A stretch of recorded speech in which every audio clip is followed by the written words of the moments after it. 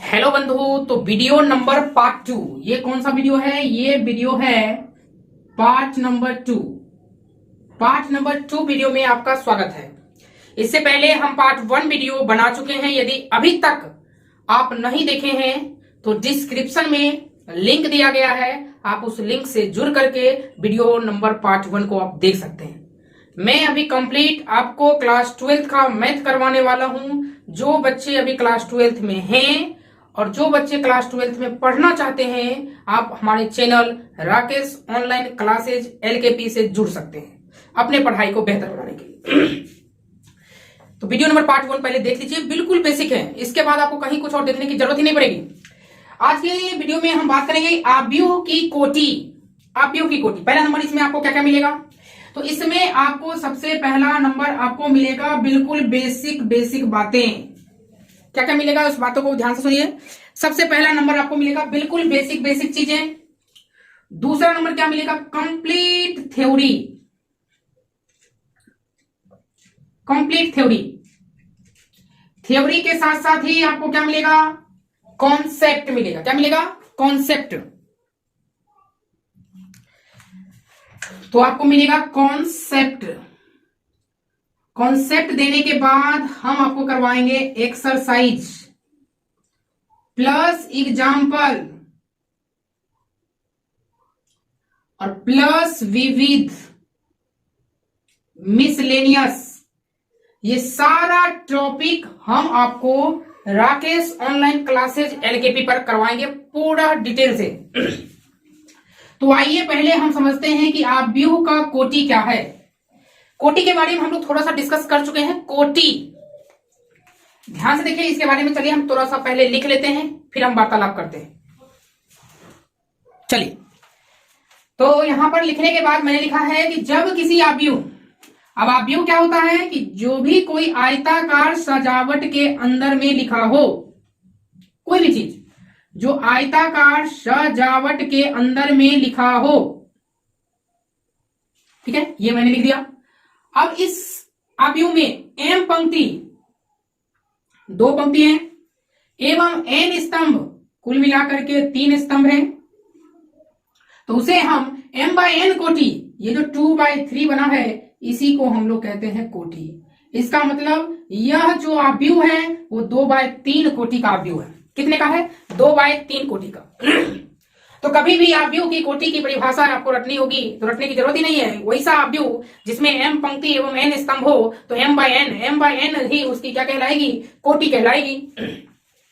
तो जब भी आपको कोई एग्जांपल दिया हो, आपको कोटि बताना हो, कोटि, तो कोटि बताने के लिए आप ध्यान रखें, कोटि बताने के लिए जब भी आपको कोटि बताना हो, कोटि बताना हो तो पहला नंबर सबसे पहले आपको सबसे पहले मैं लिख रहा हूं, सबसे पहले पंक्ति की संख्या लिखेंगे, पंक्ति की संख्या। उसके बाद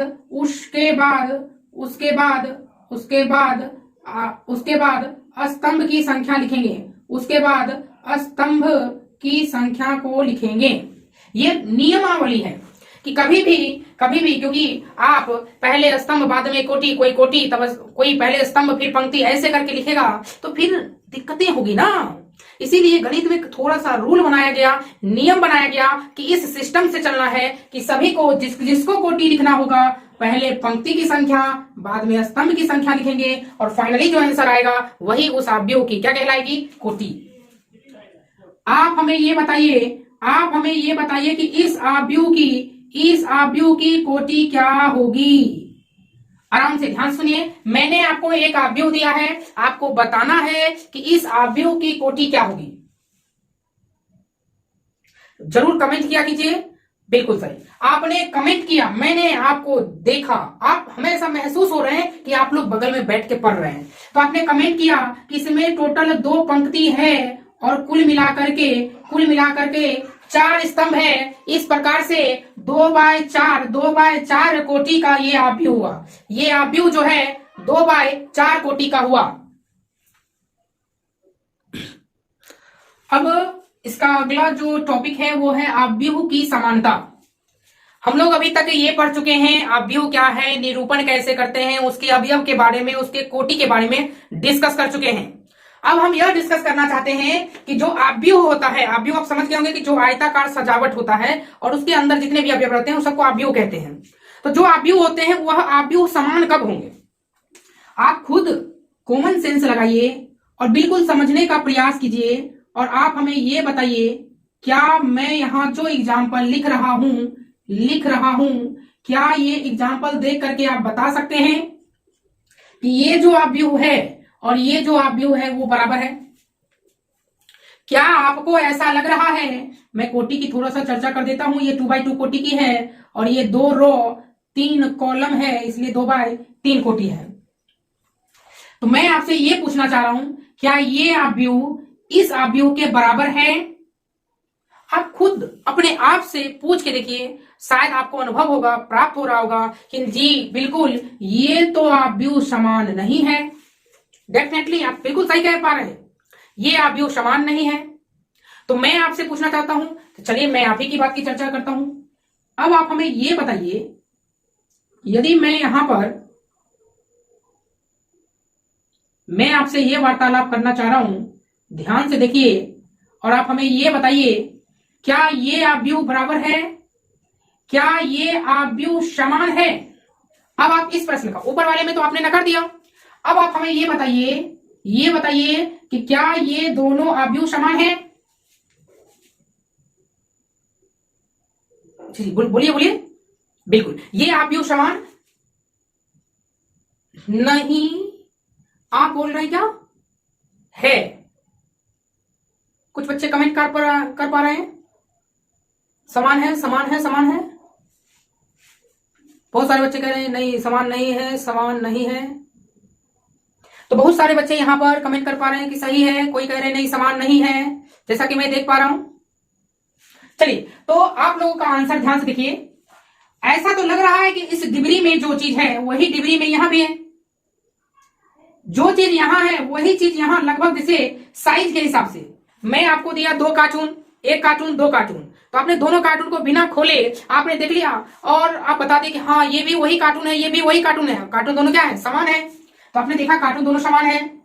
फिर कार्टून समान देखने, कार्टून कैसे पता करते हैं? इससे पता करते हैं कि कार्टून में कितना चीज है। इस कार्टून में भी 6 अवयव है, इस कार्टून में भी 6 अवयव है। कार्टून माने कोटि देखते हैं, दोनों की कोटि समान है। यही तो आपने देखा ना, बशर्ते आपने दूसरा लैंग्वेज में देखा। जब आप और आगे चल के दोनों कोटरी को देखे, दोनों कोटरी को खोले, तो पता चला कि 2 2 4 4 5 5 2 2 4 4 7 -7। यही तो लोचा हो गया। सब जगह इक्वल है, लेकिन यहां इसके इक्वल नहीं है। और जब यहां इसके इक्वल नहीं है, इसीलिए हम कह देंगे कि ये दोनों अवयव समान नहीं है। अब आप कहेंगे ये कौन सी बला है, हमने तो आपको कहा था कि समान है। आपको आधा अधूरा ज्ञान है, क्योंकि अवयव समान होने के लिए, क्योंकि प्लस माइनस तो है नहीं, इस अवयव के समान होने के लिए 2 शर्तें हैं। पहली शर्त है कि उनकी कोटि समान होना चाहिए। 2 अवयव के समान होने के लिए 2 शर्तें हैं। क्या? यदि उनकी कोटि समान हो,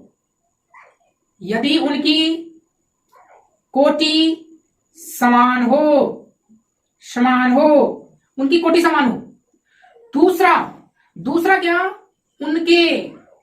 उनके संगत अवयव समान हो। यदि उनके संगत अवयव समान हो, 2 अवयव बराबर करना है, उसके लिए आपको 2 चीज चेक करना है। उनकी कोटि समान करनी है और दूसरा याद रखना, अवयव नहीं, संगत अवयव समान हो। संगत का मतलब संग में चलने वाला, बशर्ते आप आगे आगे चलिए, हम पीछे पीछे। जैसे ये वीडियो हम पहले बना रहे हैं, आप वीडियो को बाद में देख रहे हैं और अध्ययन कर रहे हैं, तो आप हमारे संग में चल रहे हैं, संगत। इसीलिए संगत अवयव समान हो। इसके संगत अवयव समान नहीं थे, क्योंकि 7 -7 का अंतर है, इसीलिए यह अवयव समान नहीं है। यदि मैं एक प्रश्न दूं, कि मान लीजिए कि यदि मैंने एक अवयव दिया वो है 4 - 2 आयोटा 2 + √3। एक अवयव मैंने बी दिया और उस अवयव में मैंने लिखा 4 - 2 आयोटा 2 + √3। आप जल्दी से इसका कमेंट करें, क्या ये अवयव समान हैं या नहीं। बिल्कुल ध्यान से देखिए, पहले आपको क्या चेक करनी है, उनकी कोटि। ये भी 2x2 कोटि की, ये भी 2x2 कोटि की, तो कोटि समान है, परफेक्ट। संगत अवयव, संगत मतलब 4 के संगत 4, -2 के संगत -2, आयोटा के संगत आयोटा, 2√3 के संगत 2 + √3, सब संगत अवयव समान है, इसीलिए हम कह सकते हैं कि ए बराबर है बी के। यदि आपको वीडियो अच्छा लगता है तो जरूर शेयर करें और हमें थोड़ा थोड़ा सा मोटिवेट करें, क्योंकि आप प्रत्येक दिन एक सब्सक्राइबर, आप एक को जोड़िए, उनको कहिए एक को जोड़ने के लिए, और ऐसा यदि आप करते रहेंगे तो हम आपको कंप्लीट मैट्रिक्स पूरी गहराई से समझाएंगे। वीडियो को देखने के बाद यदि आपको लगता है कि नहीं हम मैट्रिक्स नहीं समझ पा रहे हैं, आप कमेंट कीजिए और गहराई में जाकर के उतरूंगा। जितना ज्ञान है सारा ज्ञान हम प्रदान करने की कोशिश कर रहे हैं इस सोशल मीडिया के माध्यम से। उम्मीद करता हूं कि ये चीज आपको समझ में आया होगा, आप इसको नोट कीजिए।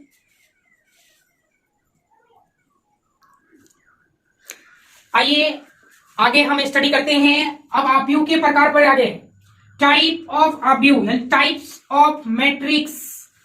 अब हम अवयव के प्रकार की बातें करेंगे। अब यहां से आप शिद्दत से ध्यान से समझिए, अभी तक आपका बेसिक था, अब यहां से बहुत सारी बातें स्टार्ट हो गई है।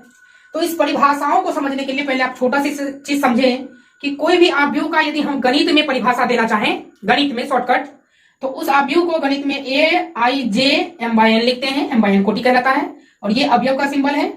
अवयव, इस अवयव यानी यहाँ अवयव हो गया, इसमें I का मान हो गया और ये J का मान हो गया। तो इस प्रकार से हम लोग गणित में यहाँ पर लिखते हैं, जैसा कि ये M पंक्ति होता है, N स्तंभ होता है। अब यहाँ पर ध्यान दीजिएगा मेरी बातों को, मैं आपको यह कहने की कोशिश कर रहा हूं कि अवयव के जितने भी प्रकार की चर्चा होगी, पूरा प्रकार आपको पढ़ाया जाएगा। आपको पढ़ाया ही नहीं, सिखाया जाएगा। रटने के लिए तो बिल्कुल नहीं देंगे, जैसा नाम वैसा काम। कैसे?